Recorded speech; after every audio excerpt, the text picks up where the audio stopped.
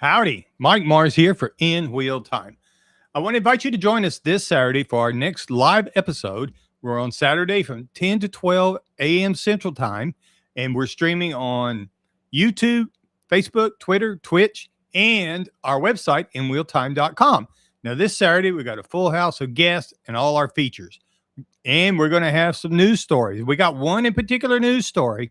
California's at it again. They are they're talking about, they're working on some legislation that's going to make some changes in what the California requirements for a new car are. Now, California has always had some special things, whether it's pollution controls or crash things. They're a little different. Even the Mustang had a Mustang Special, and there's several other brands had special cars designated strictly for California or meets California requirements. So they're working on some new requirements. And if this goes through the way it's talking about it right now, it's very possible that you might not be able to buy a new car in California shortly. The OEMs are going to have to really look at this and see what comes out of it. Don's got all the details on this, and it's a fascinating story about what could possibly happen out in California. And of course, things like that happen to spread across the country sometimes. So it's something we ought to all be kind of wondering about and how it's going to impact our cars in the future. Now, our guest, we're going to start with the Texas Muscle Car Club Challenge. Now, this is a drag racing group. They schedule races. And it's Scott, the president, is going to join us to talk about the club, the organization itself, how it's set up, the Muscle Car Club aspect of it, how it works, and how their spring season is wrapping up. And so we're also going to talk about the fall, what the things that they've got planned for the fall, and a lot of exciting things going on in that group the last 2 years for sure.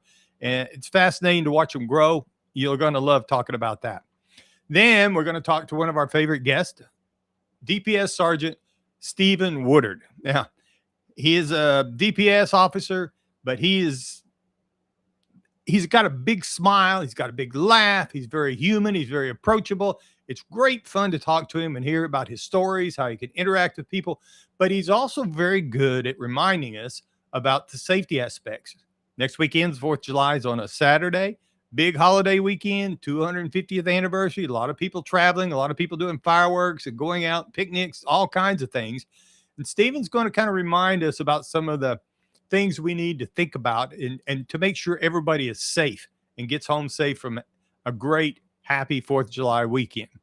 Then we're going to talk with Ben Ryan. Now, you may not be familiar with Ben Ryan, but if you kind of follow along with the show, you might be familiar with the Big Bird. Now, that is a car that Richard Tomlin has built. It's a 1968 Plymouth Roadrunner that he got through his family through unfortunate circumstances. His father bought it brand new and unfortunately was killed in the Oklahoma City bombing. The family had the car, they kept it, very sentimental about it. And here a couple of years ago, Richard decided he was going to do some things with it. Got it out of the corner of the shop, started working on it, and decided Big Bird, Big Roadrunner, was going to fly up Pikes Peak. And he made that happen this year. Last Sunday was the first time the 1968 Plymouth Roadrunner was up there with the Mustang E's, the Lotuses, all the little hot rod sports cars, the Audis, and everything else is running up and down Pikes Peak with $1 million budgets for a single car. And here comes Richard out of his shop in Alvin, Texas. He's got the 68 Roadrunner, and then he's got his Miata that's more of a true blue race car, and that's what he's been driving or been running for the last couple of years up Pikes Peak. So it's a great story, but Ben is going to talk to us about what it's like to drive on Pikes Peak, what it's like to make that event happen up the hill and do it in a full-size 1968 Plymouth Roadrunner. We're not talking about a Challenger or anything that's small. We're talking about a full-size car. So it's going to be a great conversation. We're going to have all our regular features. We're going to talk about the classic cars, what they're selling for in our Sold For feature. Love to have audience participation on that. So if you want to join us, go through the chat on YouTube or Facebook, either one of them. We'll be able to do that, and you can contribute to that conversation or any of the conversations, actually.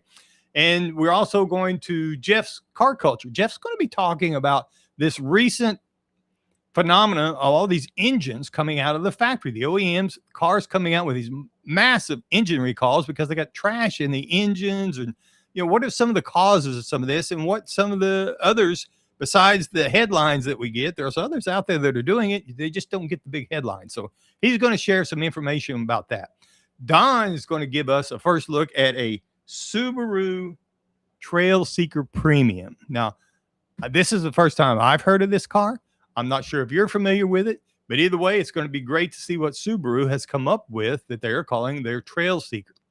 Now, I'm going to be talking about in the driving destinations, we're going to be talking about some family events for the 4th of July, basically water parks. We went ATV in last weekend. We've been on lots of dates and lots of places to go, but this weekend, in preparation for the 4th of July, we're going to be talking water parks, and not the big mega water parks that's got 10,000 people that you're standing 4 hours in line to go down the slide for 30 seconds. We're going to talk about some of the ones that are off a little bit out to the edge of town, a little bit smaller maybe, but they still got all the facilities that the families are going to want to go to the water park to enjoy the 4th of July weekend. So we've got all that. We've got lots of news stories, all our regular features, and it's all this Saturday, June the 27th, from 10 a.m. to 12 noon p.m. Central Time. We're live streaming on YouTube, Facebook, Twitter, Twitch, and our website, inwheeltime.com. If you can't find us or you don't have time, you can always pick us up on our podcast.